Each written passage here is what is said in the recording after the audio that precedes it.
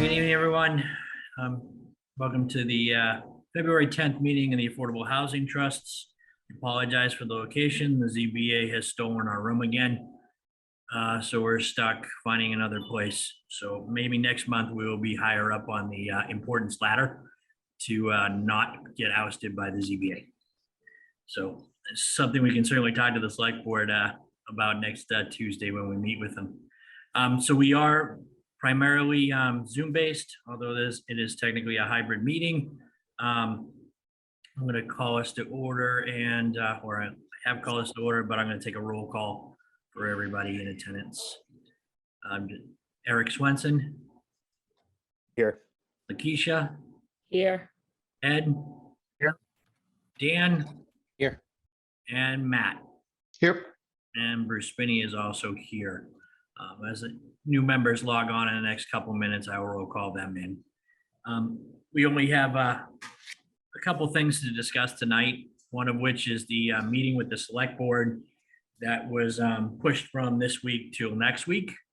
I want to make sure at least we have a quorum. It will be hybrid. We should start, I believe, around 7:15. And I wanted to make sure that if there was anything specific that we wanted to discuss or any message we wanted to make, that we coin a couple things for the agenda. So at least we have talking points. So it's not just let's meet with them and chat about stuff. If it goes that way, it goes that way. It's fine. I think originally I was just going to go and give an update on the status of some of the projects and things of that nature. It went into like a workshop, I think at the request of Mr. Fazio. I did reach out to her, and I think her intent was just to bring the two committees together and have some discussion items kind of based around what the select board can be doing to help the Affordable Housing Trust, or to make sure there's collaboration and things of that nature. Now, we do have a member of the select board with us, Matt. But I think this is just kind of falls in line with the typical workshop of, getting updates from committees and making sure have open lines of dialogue. Yeah. So if you don't mind, Bruce, it's one of the select board's goals for this year to support the trust. But what does that mean really? So I think this is just an opportunity for the trust to really, signal to the select board and the TA, really, what are the concrete things that the trust would like to see us doing? Because it's all well and good to say we support affordable housing and we support the trust and all of that, but that's not actually going to help the trust to move the dial at all. So it's, what are those things we can actually be doing? So I think that's the discussion for tonight, is what do we want to bring to them so that's really the discussion. I think the updates are fine. But it's really, I think, helping the select board build out a more concrete, measurable, realistic, kind of pragmatic approach to how it can support the trust. I wanted to give it a little bit more structure. The agenda gets posted tomorrow. I'm not going to put myself in the way of stifling any conversation that comes from this, but I just want to make sure that we touch on the points that we need to touch on. There are a couple big projects that are coming into town that we were hoping to kind of roll out together, so we wouldn't have to have another meeting. But I think Chris sent me a list of those projects. I sent them off to everybody today when I got them. Most of them are not at the point now where they're ready to present anything anyways. But there are a few of those projects that would be, looking for a lip. And, that kind of starts with us. So we want to make sure we're part of it and make sure as these are going through, and, we look at, the projects that we have before us now that could put us at the 10% threshold. What happens after that and how we want to grow the town's affordable housing base beyond the 10% is something we've never even talked about. I don't think you even thought it could happen. but it looks like it has potential to happen. The 300 something units are definitely going on Pine Street, which at least gives a couple years of safe harbor, coupled with the GSX project that's up on Upton Street. Should that move in the direction we wanted to, those two projects themselves are going to put us over the cap. So as these other big projects and good developable land in town come in play, I think it'd behoove the trust to make sure that we're part of that conversation on how we maintain the 10% and how we actually have a good impact on the state housing crisis. Because my guess is at 10%, 90% of the people who are concerned at all about 40B in Grafton are going to say, yeah, we're at 10%, we don't care anymore. Throwing 90% out there, but that's, the idea behind promoting good housing, especially in a community like Grafton, should go beyond just, get to the 10% so we can tell everybody no. But that's just me talking. It could be that, the town just wants to get to 10%, get in the driver's seat and tell everybody no. But I will open up to the floor. Just, raise your hand or just, let me know, and I'll take some notes on my side to give to Peter tomorrow when he sets the agenda with the select board. If we want to just free roll, we can just free roll too. But any big point that we might have to bring some material to, just make sure we're prepared for it. Anybody else have anything? Any comments, concerns? Ed, please. Well, I have concerns. There's a line in the Game of Thrones where Tyrion says, nothing good ever happens when Northmen go south. Nothing good has ever come of the Affordable Housing Trust going into conference room A with the select board. And I've been here for 10 years, and I'm telling you, every single time when I was on the trust and we went into conference room A, and Bruce, when you were on the trust and I was on the board, it was a bloodbath. And it usually turns into some degree of either political face saving on the part of the board members, or using us as sort of a red herring for a lot of other things that are going on. Enough money for schools, infrastructure, roads, stuff like that. I was a little concerned Tuesday night when Evan presented a graphic about a lot of the projects that are in the pipeline. And if all of them came to fruition over the course of the next few years, Grafton would be looking at an additional 1,000 something units. And the conversation shifted to our planned meeting with the select board next week, and whether or not, as the chair put it, we should be discussing with them infrastructure and costs attended with new housing developments. That alarmed me because none of the items that were on that list were our projects. And I don't understand why the Affordable Housing Trust would be answerable for infrastructure concerns and services concerns for projects that aren't ours. Okay. I don't recall the Affordable Housing Trust ever calling another developer in to talk to them about infrastructure concerns, traffic concerns, services concerns. Okay. So I'm very protective of this group through bitter experience, right? I mean, look, the last time I was in front of the board, I wanted to talk about somebody who is part of our funding mechanism, spreading misinformation about one of the two projects that we do have that wasn't on that list, by the way. And I was shut down and yelled at. So what I don't want to have happen is for the Affordable Housing Trust to be the whipping boy for people who have concerns politically about traffic and services issues for those people who, are public servants and answerable to their constituency. This town, in particular select board, and in particular people on the select board now, actively resisted things like a new master plan for years, claiming there was no point and all you do with these things is they sit on a shelf. So everybody else's failure to plan and everybody else's failure to approach 40B aggressively and get out from under it is not our fault. So I don't want to go into that meeting and have the conversation go that way, because I'm not going to be very receptive to that. All right. I also sent something that came from Colleen Roy. It's an HCA agreements from Hopkinton when they did Legacy Farms. I may went through some of it and then I kind of put it down today. Was that mentioned last week at the meeting as well? I think it was something that was brought up, and then they said it was something that we could talk about on Tuesday.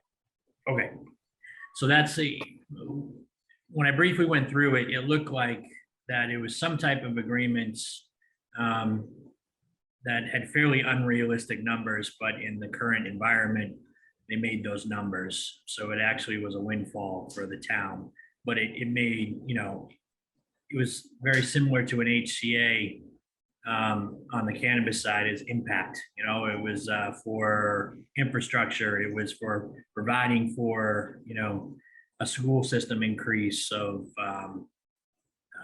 pupils and things of that nature. I'm a mixed feelings of it myself, but I think judging from when you said the trust shouldn't be the arbiter of how the town negotiates with a particular development after we hit that 10% threshold and they no longer are going through a LIP process. I'm actually not sure how that actually works out after we're at the threshold. If they still would go through a LIP process, or it would just be a negotiation straight with the town. Because that's what it looked like on that particular deal. The developer came in and said, geez, we're gonna build, hundreds and hundreds of units. I think it was, 700 or something like that, of just single family stuff. And so they worked out an arrangement. I don't like horse trading. From a trust perspective, I don't think it meets our end goals. I don't like extorting developers into doing stuff that no other developers before them had to do. But it's the nature of things and it's beyond my control. So I don't know if we're going to talk about that next week or if we even should. But yeah, just to address that, Bruce, there were a lot of things that we're going to be very new at, and certainly we're not experts at yet. What happens if and when we pass that 10% threshold that we were reliably told that we would never get to, by the way, or nor should we try, is going to be a little bit foreign to us. I think with Laura Schufeld's help, she can probably answer a lot of those questions along the way, and that work is going to start next month when she's back from vacation. So we'll probably be in a better spot to have that conversation then. And as we're going along, just my opinion, maybe we ought to revisit these issues periodically with them to let them know that this is what we're thinking about. Because after we get through GSX and after we get through Worcester Street, we're going to have a tiny fraction, I think, of the money that we have now.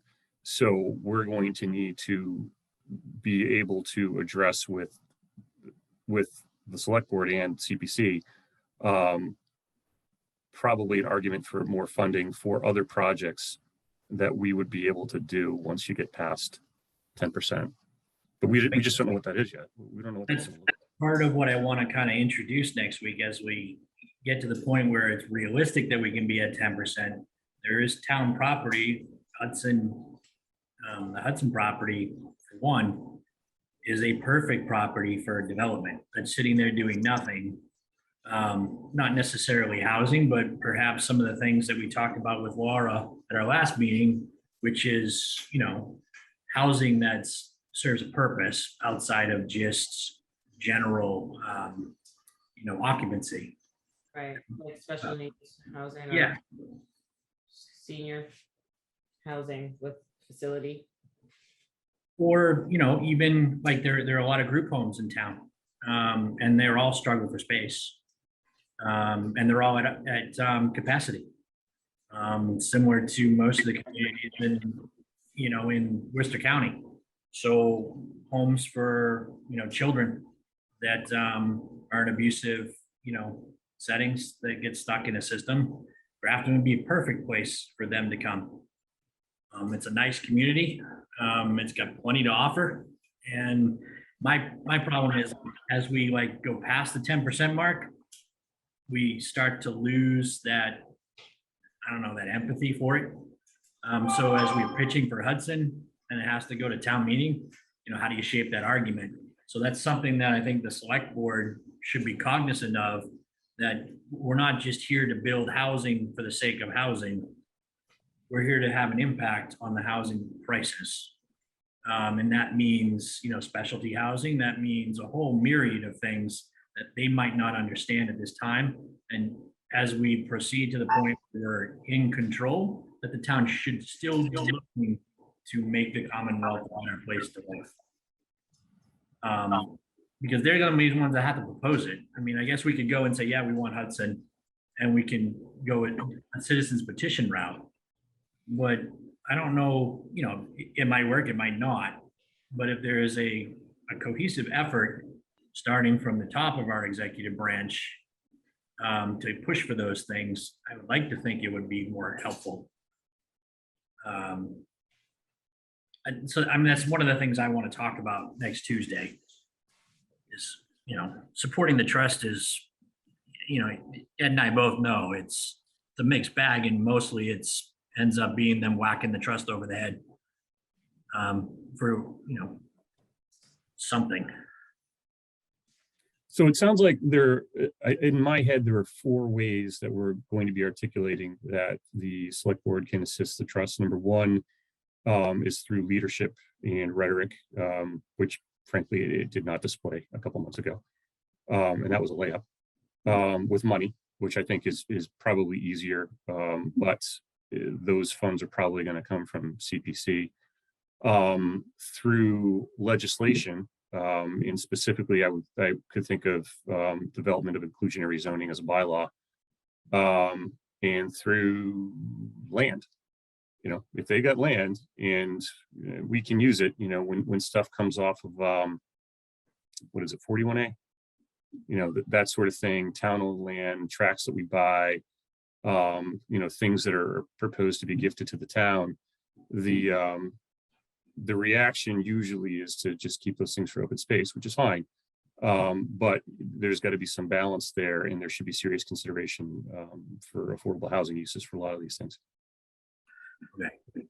So, does anybody else have anything to say? Yeah, I get a couple elaborations from what Ed was saying and you, Bruce. I mean, the select board is calling this meeting, so we're happy to bring things to the table, but I would like them to start off with telling us how they plan to support affordable housing, and then we can go from there. Because I haven't seen any support from the board on affordable housing. And honestly, I don't think we're going to get this from elected officials, but do all of these members actually support affordable housing? It'd be nice to hear that. Because, I can think of some scenarios where people will say, I support affordable housing, but as soon as they start hearing some complaining, they back down. And, you guys have been around here plenty of times and seen that. So, that's an agenda item. How does the select board pre-discussion, how have they thought about supporting affordable housing? Do they actually support it? I don't know if that's a discussion we want to get into, if we want a productive meeting. And then, related to that, the CPC. So that's going to be our main funding source. Like the Pulte money will be gone at some point, hopefully, right? I would like some kind of clear, statement, whatever, from the select board that when CPC appointments come back up, that there's going to be a focus on supporting affordable housing. Because in my short time on this trust, we've gone to the CPC a couple times, and while we have gotten funds requested, there's been a ton of equivocation, doubting our motives, putting restrictive sunsets on funds. Why? Like, it feels like I'm going to my parents to ask for money when we go to the CPC. If the board supports affordable housing, why are they appointing people that do that to the CPC, which is our funding source? So I'd like CPC to be an agenda item. And, I think it gets into a little bit murky waters when we talk about, like, I don't want the select board endorsing projects, because that also means they can choose to not endorse projects. And the reason that there is a separate affordable housing trust is to have independence from the elected officials who may fall prey to playing politics. At the same time, though, again, do they actually support affordable housing? Because when the debate came up on 25 Worcester Street to remove the deed restriction for 55, crickets from the select board. Everybody just hid under their pillow and let the mob show up and voice its displeasure. And it was passed over. The mob won. I didn't hear a peep from the select board. And then another item, which the select board can actually do, is to set a policy or direct the TA that whenever there's a development that we're catching wind of that, comes up, a developer is interested in a tract, bring us in right away. Like let's get there right away. We can help with money. We can help make things happen. So direct the TA and the EDC specialist, because he's in a lot of those things. I'm on the EDC. We should be at the table right away to see if we can help. And then, just, I don't know if this is an agenda item, Bruce, but I mean, I've never actually liked the case to be made for affordable housing to get out from 40B, because that's a NIMBY talking point. Like, hey, we want to get out from under 40B so that these developers can't come in and add more housing. Well, I don't agree with that. I want to get above 10%. So I think the argument is moral. And that's my thought there. But I'll stop. I'll get off my soapbox and let Dan and Lakeisha speak. Lakeisha? Yeah, I mean, I don't have a whole lot of faith either in the select board. I mean, that's just my personal opinion at this point. And the what? I just don't have faith in them. I mean, we can go into In the this what? meeting. We could, not you. We can go into this meeting, but I feel like everybody else. I feel like they need to come with something more concrete and not just use us as a scapegoat or whatever.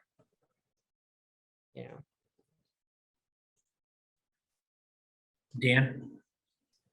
Yeah, so I just want to make the point that the Affordable Housing Trust was created 15 years ago now. And the trust has accomplished extremely little for 15 years. And I think that's very largely because we've had 15 years of non-support. And I think if things don't change in the next year, I think we should start thinking about like extreme, drastic changes. Maybe we should get rid of the Affordable Housing Trust and consider some other structure like a nonprofit that gets the CPC 10% for affordable housing. Like, so, think of some really dramatic changes, because after 15 years, we haven't figured it out. And I guess if the 16th year isn't any different, I don't want to stick around for a 17th year of this. So I guess that's kind of like a sort of bigger picture point that I want to make sure that the select board hears. Okay. I will say that, at least in the past, there have been some accomplishments made. And there also have been some good initiatives that previous boards have really put a damper on. And for a mix of reasons, some political, some personal. I've seen it go a whole bunch of different ways. I would like to treat this particular board in this particular situation, seeing that we have some footing in projects that are happening, that we make sure we exert our position. Because what the trust is truly supposed to be, and you made reference to a nonprofit, we're supposed to have good autonomy.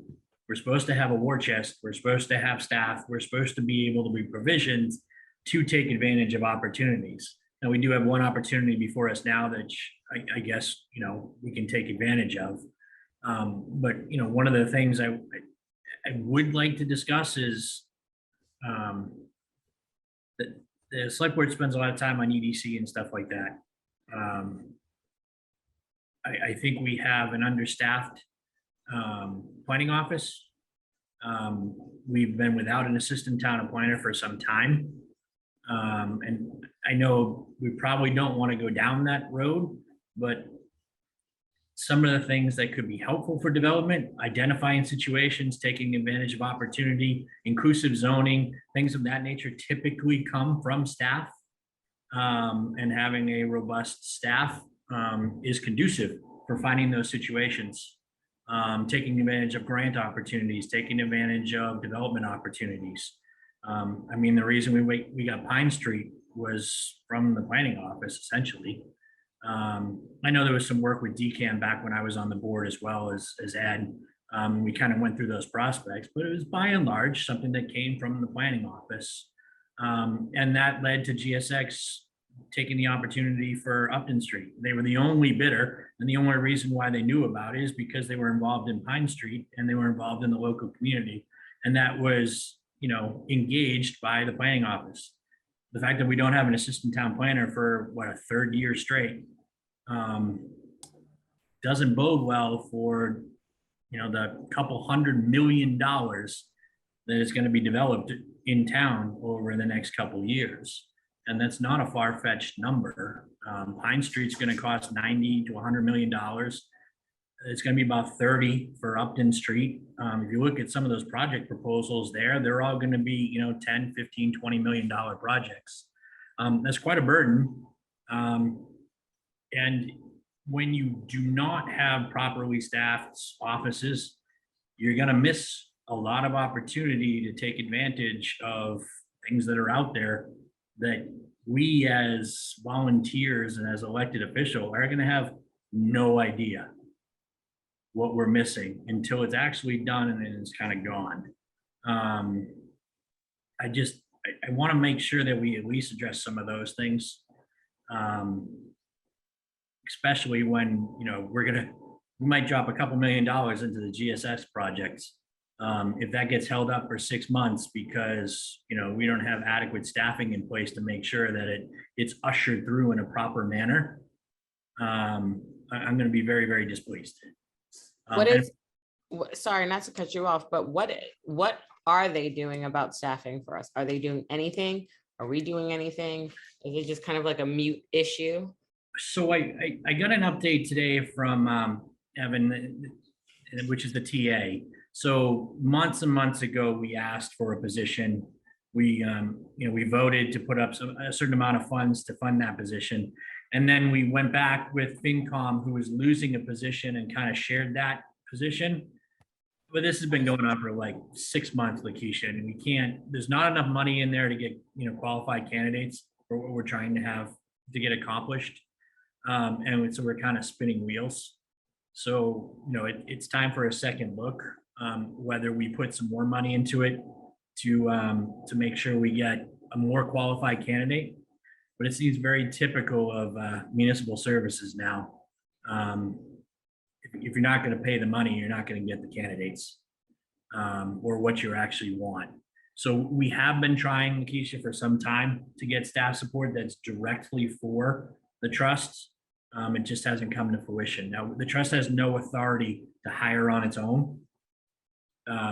We would have to make a bylaw change, which, Dan and I had talked about a long time ago. And perhaps we should have done it way back then in the spring, but we're where we're at now. So that is certainly something we can talk about with the select board too. Is adequate staffing for us. could we get, because I'm thinking, and I'm just thinking outside the box, with all of the housing initiatives, I'm wondering if there's a grant out there that we could get to fund staff. I'm sure we could, especially because we're part of Worcester County. And the enormous need for housing, I would think that we might be able to, if we had, like, I mean, I can look into it just for ha-has, but I think we should be able to find some kind of grant that would help us at least for a year, you know, and it would have to be probably renewable every year. But if we can get a grant to hire, to have an adequate salary for someone, I think it would be worth it. We do have dedicated revenue, Lakeisha, so we get somewhere between $40,000 and $50,000 a year in the reserve from CPA funds. So we do have a reliable revolving account, so to speak. I don't know if I want to call it that, but we have enough money to support a position on our own with renewable money.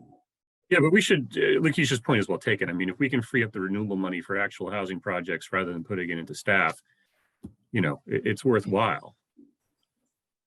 That makes complete sense. So I'll add that as another discussion piece. We'll add it to the next agenda too, for our own initiative to renew it. Evan is currently still looking for candidates. So he had 7 people for the position, only one of them showed up. And that one person was not desirable. So he kind of shucked it, and I guess he's starting again. So, Right, and that's why I'm saying if we can add, I mean, unfortunately or fortunately, however you want to look at it, we might have to add money to that position in terms of to attract the right candidate. And so if we can get additional funds from an outside source so that we can get the most qualified person for that position, it would only benefit us, you know? Chris, what do you think a good assistant town administrator is going to make? 80? You mean the assistant town planner, the staff planner position? Yeah. So we had funded that. The original kind of concept was the 20,000 from the planning budget, and then a 20,000 match from the Affordable Housing Trust to make a 40,000 budget position. That's why you're not getting anyone. I mean, We haven't advertised because the funds were not. right. I mean, but at $40,000, we're not going to get someone who's qualified, who has that experience to do it. We're just not. Not as a full-time, that we were kind of looking at that as a part-time position, which would be on par with our economic development. Well, then maybe, yeah. But if it was a part-time. I mean, I don't want to get too granular. I mean, we don't want to be there for hours next week. You know, but if we at least put it on the plate, we can have further discussions as a trust itself. I know we want to stay in our lane, so to speak, but all these things, you know, are attached to one another in some way, shape, or form. And nobody's going to talk about them. That it's just never going to get mentioned. Okay, does anybody else have anything for what we want to see next Tuesday? It should be around 7:15, should be able to log in. Let me make sure I get a quorum. Who's going to be able to show up next week? 1 second, Chris. So I got Dan, Eric, you going to be able to make it? Matt will be there. Ed? Lakeisha or Brittany, either you be able to make it as well? I can make it. Yes. Okay, so we'll have a quorum then, so I'm not worried about it. Chris, what did you have to say? We have a comment from a member in the public. Yes. Okay. How are you? Guess who? If you don't mind, I'd like to go back for a couple of minutes to the discussion on the select board and land. I couldn't agree with you more that the select board needs to step up here and take a stronger position. If you use the Grafton Geographic Information System to download all the land owned by the town, I think the town owns more land in the town of Grafton than any other owner. Less than half maybe, and I don't have the exact numbers because I didn't come prepared to talk about it, but less than half, around 56 parcels have buildings on them, like schools, police stations, fire stations, ballparks. Over half, 66 parcels have nothing on them, undeveloped land for people to walk and hike and bird watch. All right, those 66 acres are 66 parcels are 1,077 acres. That's a lot of land. You put it in perspective, the Boston Public Garden and the Boston Common are only 75 acres. Grafton has 1,002 acres more than all of Boston in the Boston Common and the Boston Public Garden. But it doesn't end there. Those numbers don't include the Conservation Commission. They own 26 parcels of land for something like 584 acres of land for people to walk and hike and bird watch. That doesn't include the Grafton Land Trust. They own 33 parcels or maybe 36 parcels for a total acreage of 460 something. So all told, these three agencies own 2,146 acres of land. That's 15% of the total land area in the entire town of Grafton. That's an assessed value of over $24 million. I have to believe that, and I understand that these other two agencies cannot be controlled by the select board, but out of 1,000 acres, they should be able to give the Affordable Housing Trust 200 acres that you could use to develop for affordable housing. They need to step up and do something that no select board has ever done before and take some action. As a citizen, taxpayer, voter, I would rather see the select board identify and turn over land to you to develop. I'm sorry, but they seem to treat you guys like you're off searching for Bitcoin out there because you can't find it. I think the select board need to step up here and do something. It's beyond, because I've heard the frustration in you guys. I mean, Mr. Prisby has said many times he's done this for 10 years and hasn't produced one. I heard Dan say this is going on for 15. I mean, you guys are, I know you're not going to believe me to say this, but you guys are being treated unfairly. I think you need to have some input from the select board. Sorry, but that's just my opinion. I appreciate it. Thank you. This is certainly something that we can add to the discussion.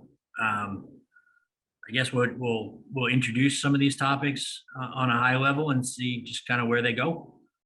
I mean, excuse me for continuing, but I mean, they could swap land with the Grafton Land Trust or the Conservation Commission, give them land that's more suitable for walking, hiking, and bird watching, and these agencies could give the town land that's more suitable for development.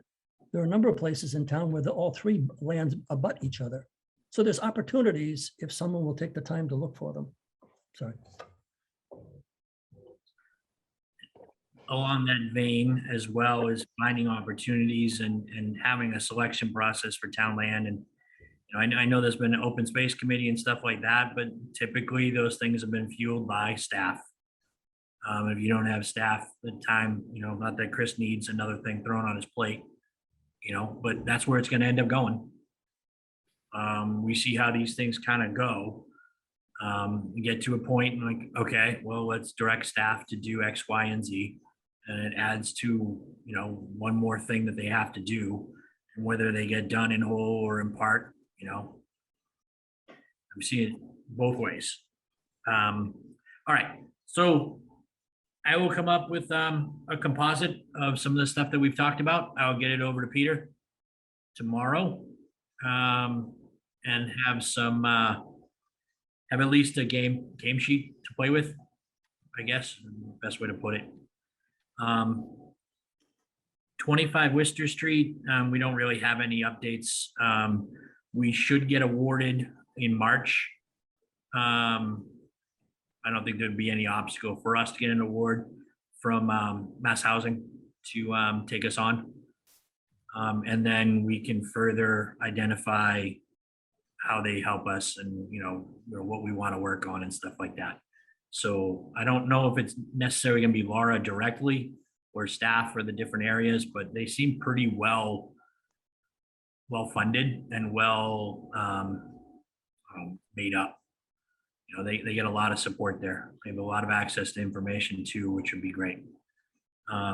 We're continuing on GSX to find a number, seeing that the TIF is not going to work. There is some work that they have to do on Pine Street, which hopefully they're following up on for, to making sure that, there is a logistics component to 40B development that goes through the bureaucratic process to make sure that, you know, how the lottery's set up, how they maintain, you know, finding candidates for the actual affordable units, things of that nature, a host of paperwork. They have to do the same or would have to do the same for the project on Upton Street.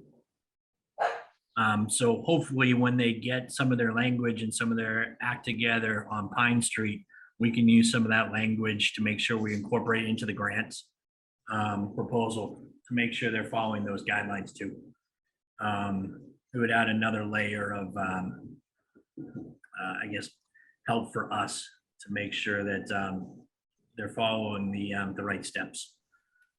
Make sure we get credit for what we need to get credit for and make sure it's maintained and we're not at the end of the project left with the, you know, the bucket to have to maintain it ourselves. We want it to be kind of standalone. My best guess is their accountants who were supposed to have a number today by 5 but did not produce it for what they would need for a direct subsidy to offset what they were looking for in the TIF. But that's going to be next month before we talk about it. If we do need to meet again, I'll make sure I send out a survey to see which day we can meet, because I know everybody wanted to meet a couple of times. A month, should we need to, February is probably not going to be that month, and we're already meeting twice because we're meeting with the select board as well. But if something comes up that we need to move with alacrity on, I'll make sure I reach out to everybody and make sure we can get as much of a quorum as possible. Does anybody else have anything before we call quits and see everybody on Tuesday? I have another comment from the public. Yes, I want to be fair because I wanted to let you know I'm going to ask this question at the select board meeting, and that is, why are you continuing to push to put 30 to 60 units on 2 acres of land in the center of a town when the state has just told you you've got to put 1,164 affordable housing units over at the train station, along with all the other potential things that you seem to have in the pipeline for affordable housing? Why continue to insist on developing those 2 acres? I'm going to ask the select board that question. So I'm just, you want to answer it now, that'd be fine. I suppose you could ask it. I don't think we want to spend too much time on that. It is our land. These members in attendance tonight. So I'm sure it'll be a topic that we'll end up discussing next Tuesday. I don't think we want to spend too much time on it tonight. We're still having, we just got to the point where we have a professional outfit that's going to help us identify what we should be doing and how we can get there. So we're going to give that time to breathe. Thank you. But I'm sure you'll be there on Tuesday, and I'm sure they'll open it up for some public participation. Bruce, can I just address that a little bit? So Ron, the MBTA zoning legislation is not actually about affordable housing. What it does is it creates a zone around MBTA stops and in adjacent towns, which by right, you've got to have a zoning that supports a certain amount of housing density, but it's so that'll help a lot actually statewide as that gets rolled out overall with affordable housing, but it's not actually the purpose of it isn't about affordable housing and subsidized housing, you know, as we think about in this trust. So it's relevant, and I think it's really important, and I think it's going to create a lot of housing for people that commute into Boston, and a lot of, you know, housing overall in areas that are today challenging. So to put housing, but there's not a requirement for the state for there to be any specific amount of actual affordable housing according to, you know, income restrictions and deed restrictions and all that kind of stuff. So I thought the whole 1,164 had to be affordable housing. nope. No. No, the That'd be only great. requirement, it would be great. The only requirement is that we have a certain zone around the train station that by right supports housing density. That's really it. And in Grafton, I don't even know if we're going to be able to actually achieve that. When we actually talk about housing production, zoning versus actually as built housing production is, it'll support additional housing density in that area, but I'd be shocked if we got to that actual density in that area, because we just don't have enough developable land around the train station to support that. It's an interesting thing though, and I think that's something that I'm very sort of motivated to have the planning department look at. What opportunities will there be for us to plan and design a lot of density in that area? Because that's the sort of, as we talk about the tax burden to residents, just like Worcester Street, though, that's another area where we have good infrastructure. It's in a part of town that, is potentially walkable. There's businesses to support residents in there. That's where we want our density, along with the gateway development that we're putting in. So these key areas of town, these are areas that we're going to need some density on. And I know it bothers you that we're contemplating, putting housing on that precious 3 acres, but that's right where we want it, actually. I know. Yeah, and I just want to follow up on what Matt was saying. That lot of land really is perfect for this because you have a walkable center of town right there. And it's one of the few places in Grafton that really is walkable, and there are services near it, increasingly so. There didn't used to be, as of 20 years ago, such an impressive One Grafton Common. Now there is. There didn't used to be a bar and a restaurant there as of 2 years ago. Now there is. There didn't used to be a catering company right across the street. Now there is. There didn't used to be an expanded library. Now there is. And I could go on and on. That, for a variety of reasons, is exactly the sort of development you want to see. Now, as to the density of it and what it's going to look like, we don't know that yet. But for sure, that is exactly the sort of parcel that this Affordable Housing Trust really should be pursuing. And, again, until very recently, the idea that Grafton was going to come out of under the Chapter 40B 10% requirement was far-fetched. I sat on boards that told me specifically we shouldn't even be trying because there's no way we're going to get there. Now it looks like we are, and the very quaint. Well, the size of the project is going to look very quaint in comparison to something like 300 units that we don't have anything to do with right now being proposed up on Snow Road. So a lot of this is to be determined, but not to contradict Bruce. I don't want to let anything breathe.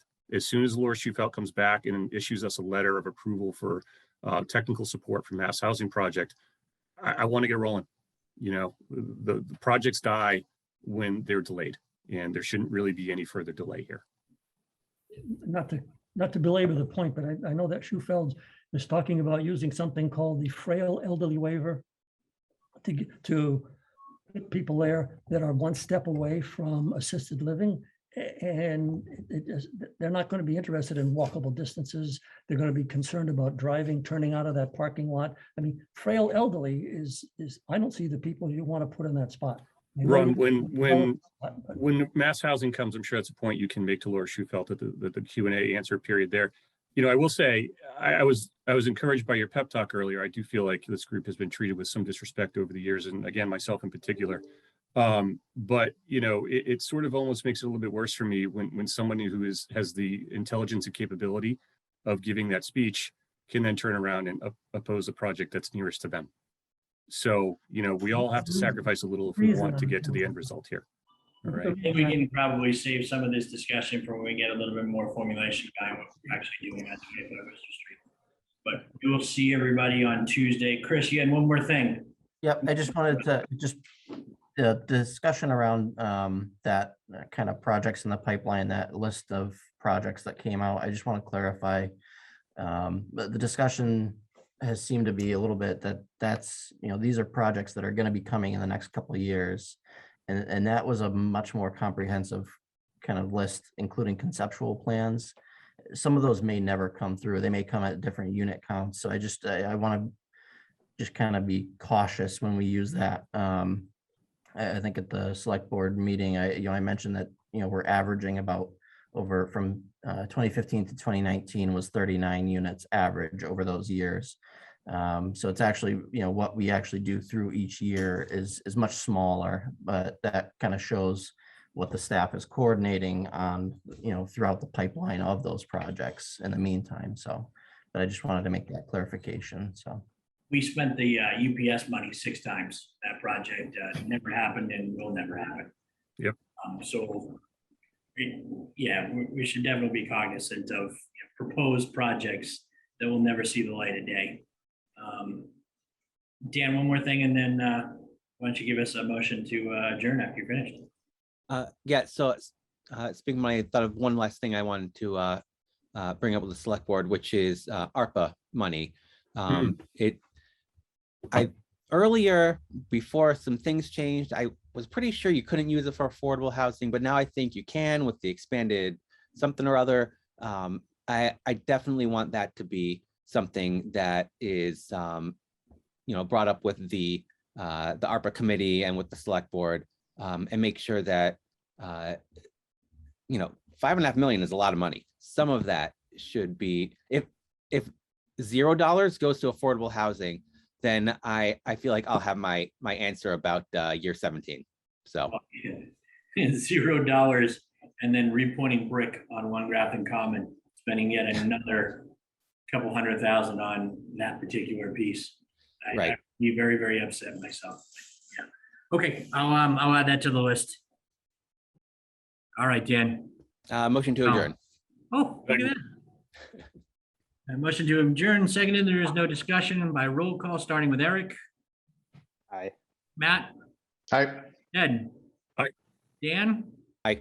Lakeisha, Aye. Brittany, Aye. and Bruce is an aye. We are adjourned. We'll see everybody on Tuesday night.